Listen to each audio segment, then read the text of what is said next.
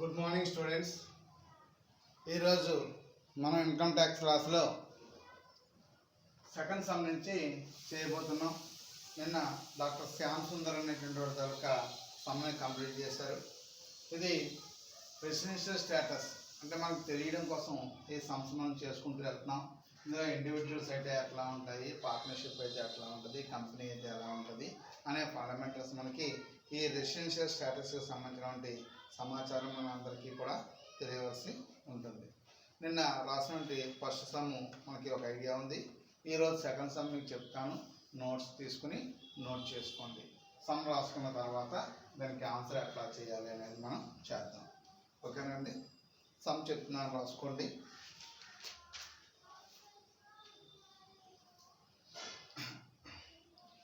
రవి, రాసుకోండి తెలుగు మీడియం వాళ్ళు. రవి భారతదేశంలో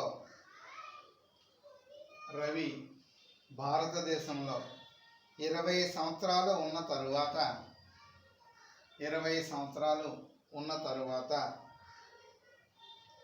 10 మార్చి 2005న పోలెండ్, దేశం పేరు ఏంటంటే పోలెండ్ వెళ్ళి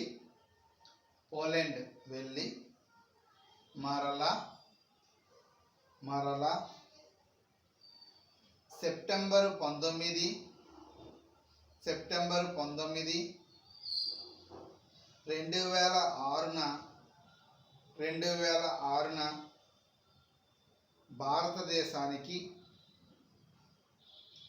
భారతదేశానికి తిరిగి వచ్చాడు.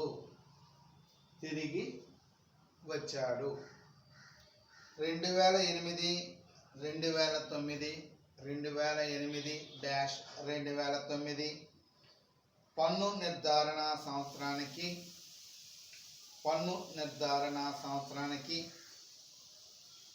సంబంధించిన గత సంవత్సరానికి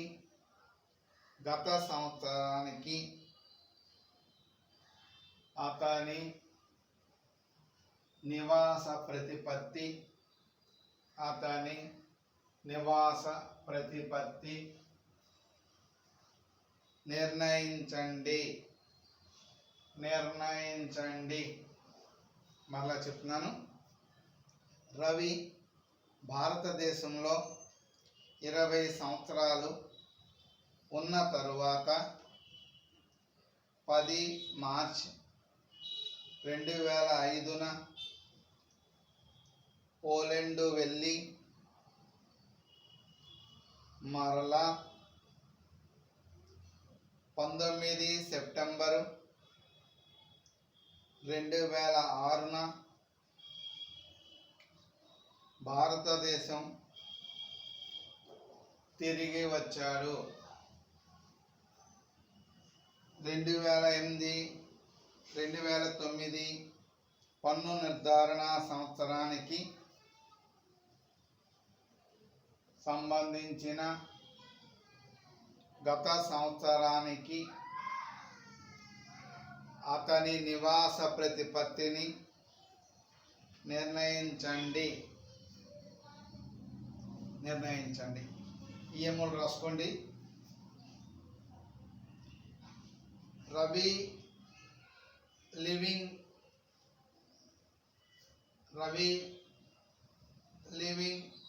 20 years in India. Ravi living 20 years in India on 10th March 2005. On 10th March 2005 he went to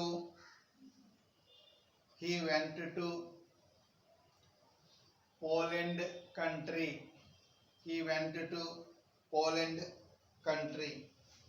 Full stop. Again he returned to India Again, he returned to India on 19th September 2006. He returned to India on September 19th, 2006. Full stop. 2008-2009 assessment year.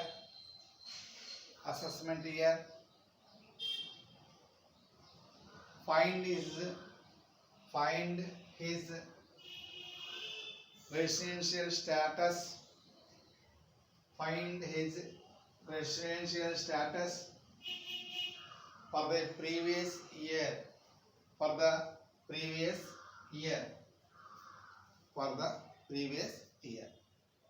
Okay, some రాసుకున్నారు.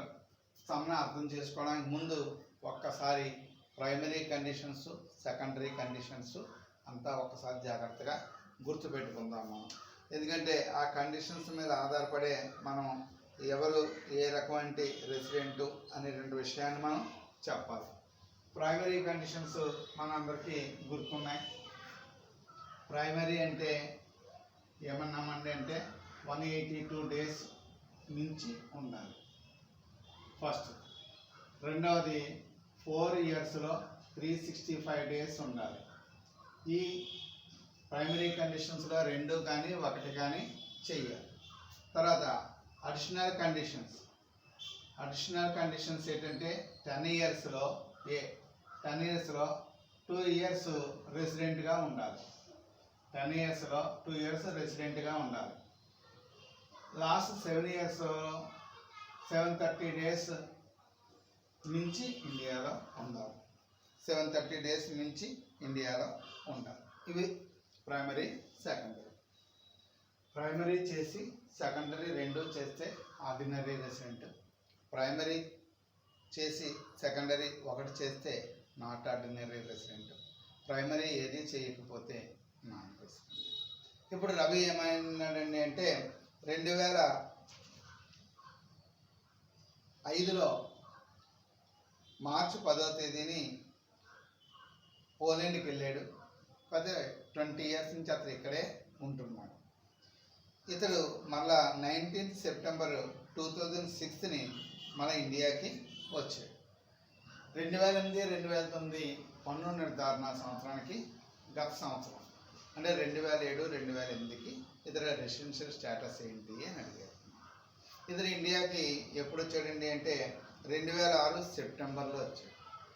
అంటే 2006-2007 సంవత్సరంలో వచ్చేసాడు. అయితే మనం 2007-2008 సంవత్సరంలో ఎన్నాళ్ళు ఉన్నాడు అని చూస్తే వచ్చేసాడు కాబట్టి 365 days ఉన్నాడు. 2007-2008లో 365 days ఉన్నాడు. ఎందుకంటే 2006లోనే ఇతడు మనకి ఇక్కడికి రావడం అనేటువంటిది జరిగింది కాబట్టి అర్థమవుతుందండి. అంటే ఇక్కడ చెప్పిన ప్రకారంగా 182 రోజులు ఉండాలనే ప్రైమరీ కండిషన్ ఇతను ఫుల్ఫిల్ చేశాడు. ప్రైమరీ కండిషన్ ఫుల్ఫిల్ చేసిన తర్వాత మరి అడిషనల్ కండిషన్స్ చేస్తున్నాడా లేదా అంటే ఇతడు 20 years బ్యాక్ నుంచి ఇక్కడే ఉన్నాడు కాబట్టి 10 సంవత్సరాల్లో 2 సంవత్సరాలు ఇండియాలో రెసిడెంట్గా ఉంటాడు. 7 సంవత్సరాల్లో 730 రోజులు కూడా రెసిడెంట్గా ఉంటాడు. ప్రైమరీ కండిషన్ చేశాడు, సెకండరీ కండిషన్ చేశాడు. So it is ordinary resident. అందువల్ల ఇతడు ఆర్డినరీ రెసిడెంట్ అవుతాడు. ఓకేనా? ఆన్సర్ రాసుకోండి, తెలుగు మీడియం రాసుకోండి. రవి 2007-2008 సంవత్సరంలో రవి ఆన్సర్ పేరా కింద రాసేసుకోండి. రవి 2007-2008 సంవత్సరంలో 182 రోజులకు మించి భారతదేశంలో ఉండటం ద్వారా 182 రోజులకి మించి భారతదేశంలో ఉండటం ద్వారా ప్రాథమిక షరతులు తృప్తిపరిచాడు.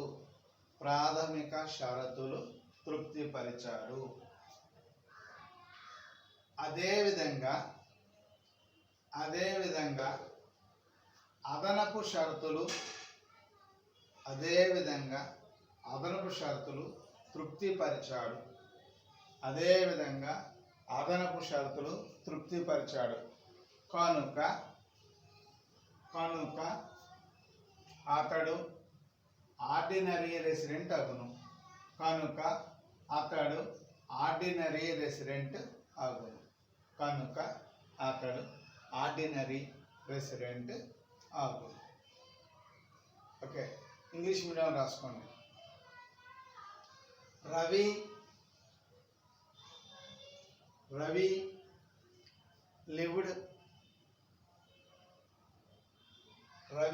lived above 182 days. Ravi lived above 182 days in India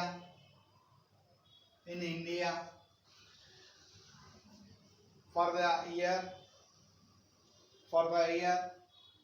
2007 and 2008.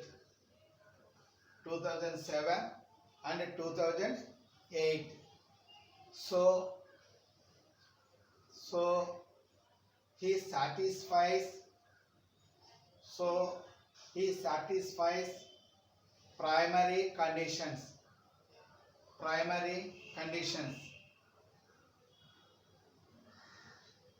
In the same way he satisfies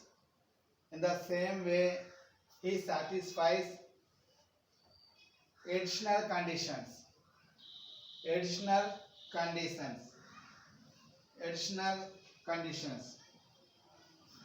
So he is ordinary resident. Full stop. Ordinary resident. ఓకేనా? ఇప్పుడు మనం సమ్ చేసాం.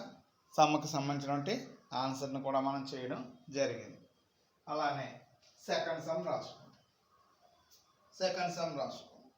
ఈరోజు సెకండ్ సమ్ కంటిన్యూలో అయినట్టయితే నిన్న ఫస్ట్ సమ్, ఇవాళ సెకండ్ సమ్, ఇప్పుడు third sum రాసుకోండి.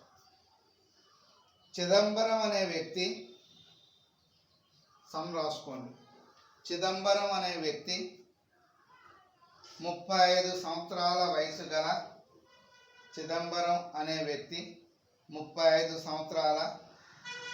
వయసు గల భారతీయ పౌరుడు.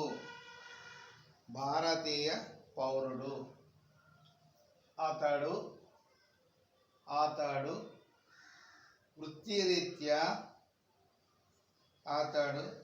వృత్తిరీత్యా జూన్ 1, 2006న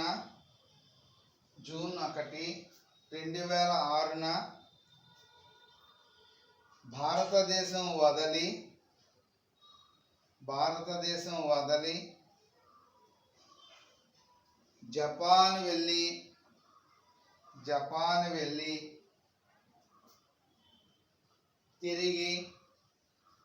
తిరిగి జనవరి 5న జనవరి 5, 2008న తిరిగి జనవరి 5, 2008న 3 నెలల సెలవుపై భారతదేశం వచ్చాడు.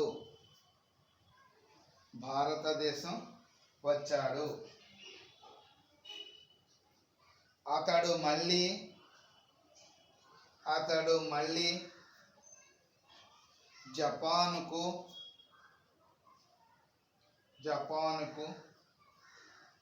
ఏప్రిల్ 4, 2008న వెళ్ళాడు.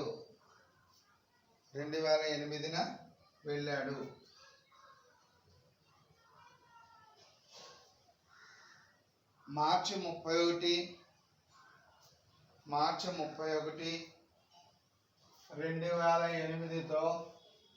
2008తో అంతమయ్యే గత సంవత్సరానికి అంతమయ్యే గత సంవత్సరానికి అతని నివాస ప్రతిపత్తిని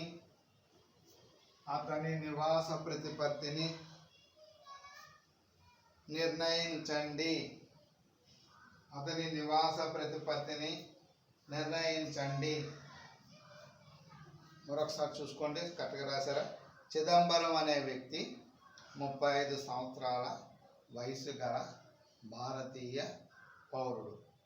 అతడు వృత్తిరీత్యా జూన్ 1, 2006న భారతదేశం వదిలి వెళ్ళాడు. తిరిగి 2005 ఎప్పుడు వచ్చాడంటే జనవరి 5, 2008న 3 నెలల సెలవు ఉందని భారతదేశానికి వచ్చాడు. అతను మళ్ళీ ఏం చేశాడండి? ఏప్రిల్ 4ని వెళ్ళిపోయాడు. అతని యొక్క స్టేటస్ ఏంటి 2008కి అని అడుగుతున్నాను. ఇంగ్లీష్ మీడియం రాసుకోండి. Chidambaram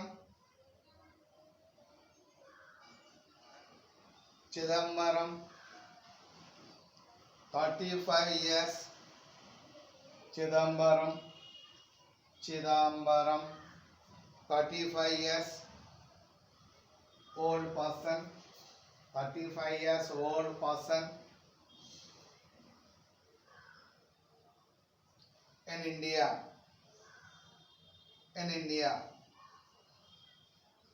He went to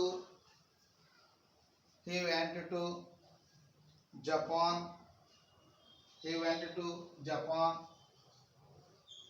On 1st June 2006.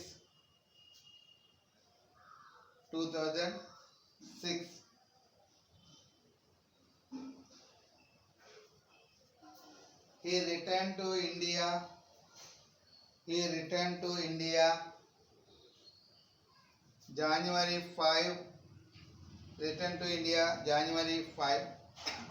2008. January 5, 2008 on 3 months holidays.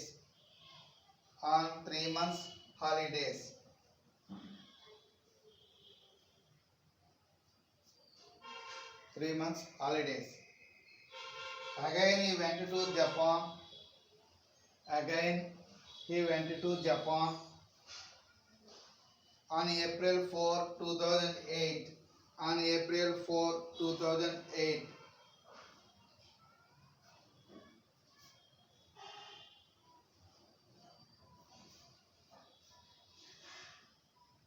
Calculate, find out his residential status.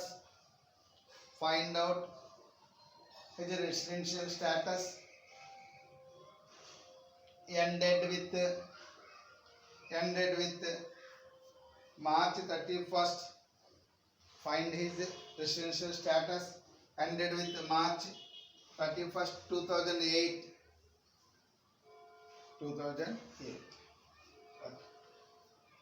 Some అలా చెప్పాడండి. చిదంబరం అనేవాడు 35 సంవత్సరాల వయసు ఉన్న భారతీయ పౌరుడు. 35 years వచ్చినాయి. అతనికి ఉద్యోగం వచ్చింది. అందువల్ల జూన్ 1, 2006ని జపాన్ వెళ్ళాడు. 2006లో వెళ్ళాడు. వెళ్ళాక 2005 తర్వాత జనవరి 5, 2008ని ఇక్కడికి వచ్చాడు. 2008 జనవరి 5 అంటే 2008 అంటే 2007, 2008 సంవత్సరాన్ని చూస్తే 2008 సంవత్సరాన్ని చూస్తే ఎప్పుడు వచ్చాడండి అంటే జనవరి 5వ తారీఖున వచ్చాడు. జనవరి 5 అంటే అర్థం 4వ తారీఖున లేడు కానీ 5వ తారీఖుని ఉన్నాడు. అంటే జనవరికి 31 రోజు, 4 రోజులు లేడు. అంటే జనవరి నెలలో 27 రోజులు ఉన్నాడు. ఫిబ్రవరిలో 2008 అంటే లీఫ్ ఇయర్ కాబట్టి 29 రోజులు ఉన్నాడు. మార్చిలో 31 రోజులు ఉన్నాడు. అంటే 10, 17, 1, 4, 6, 87 రోజులు మాత్రం ఇతడు ఇక్కడ ఇండియాలో ఉన్నాడు 2007, 2008లో.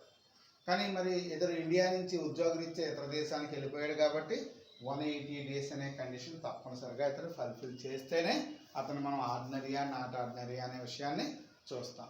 కానీ ప్రైమరీ కండిషన్లో 182 days ఉండాలనేటువంటి కండిషన్ అతను ఫిల్ చేయలేదు. ప్రైమరీ కండిషన్ చేయలేదు.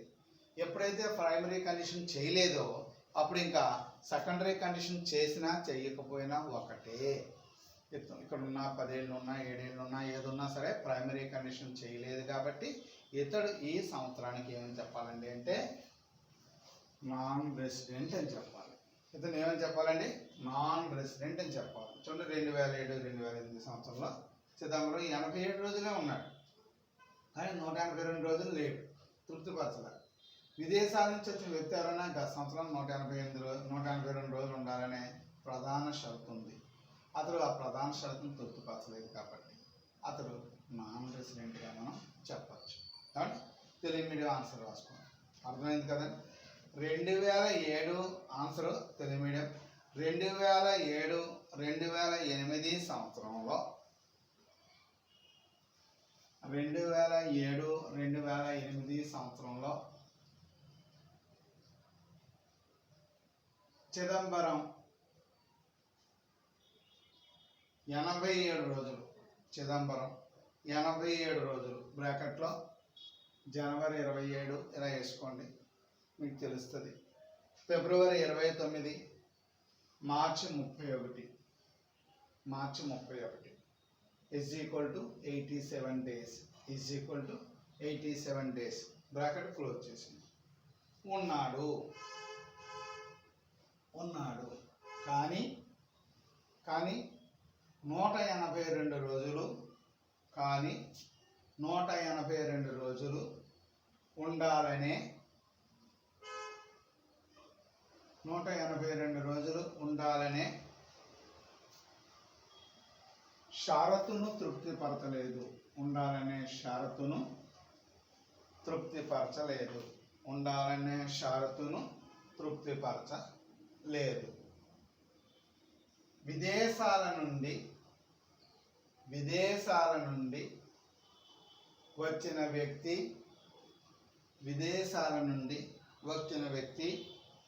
గత సంవత్సరంలో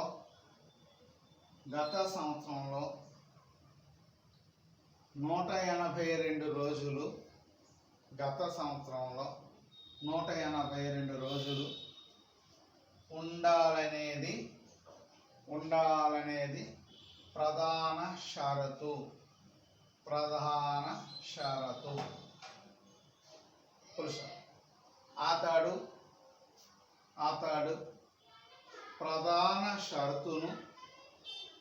అతడు ప్రధాన షరతును తృప్తిపరచనందున అతడు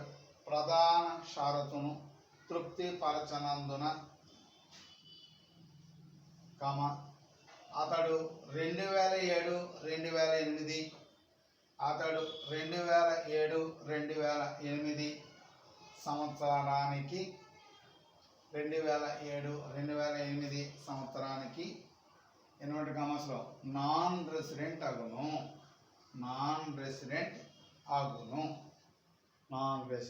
అగును. ఒకసారి చూడండి, correct రాసుకున్నారా?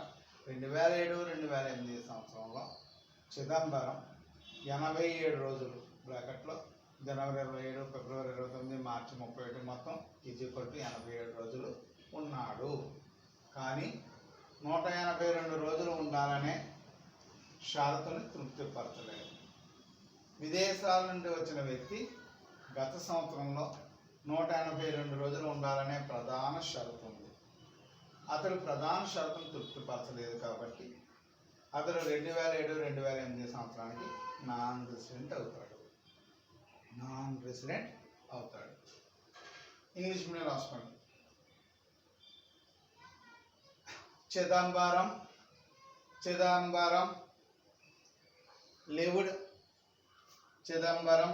lived 87 days.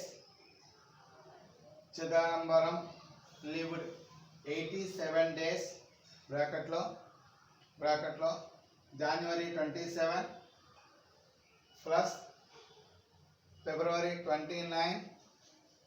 29 plus March 31 is equal to 87 days. Bracket close. మరొకసారి చూడండి. Chidambaram lived 87 days. in India. 87 days in India. In India for the year 2007-2008. For the year 2007-2008. He cannot satisfy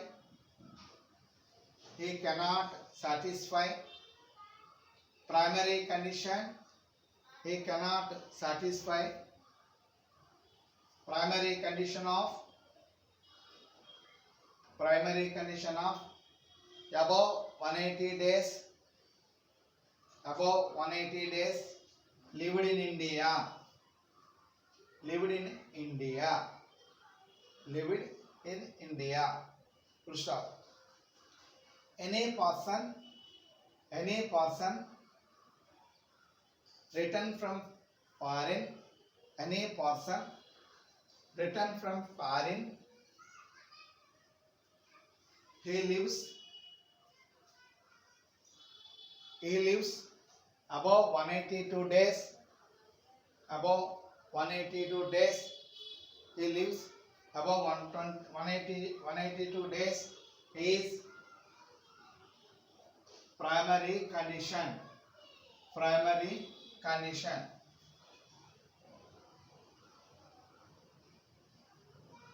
But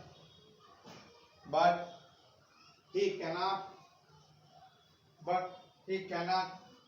satisfy the primary condition. So he is inverted commas lo non-resident. So he is non-resident for the year 2007, 2008. 2008. ఓకేనా students, 2 sums మనం individual residential status మీద చూసాం. అలానే కొద్దిగా partnership మీద, company మీద కొద్దిగా చూసుకున్నట్టు ఆ తర్వాత మళ్ళా మనం ఎదురుకెళ్ళడానికి అవకాశం ఉంటుంది. Okay, next class partnership residential status, company యొక్క రెసిడెన్షియల్ స్టేటస్ ఎట్లా ఉంటుంది అనేది కొద్దిగా టచ్ చేసుకుంటూ వెళ్దాం. ఓకేనండి, థ్యాంక్ యూ.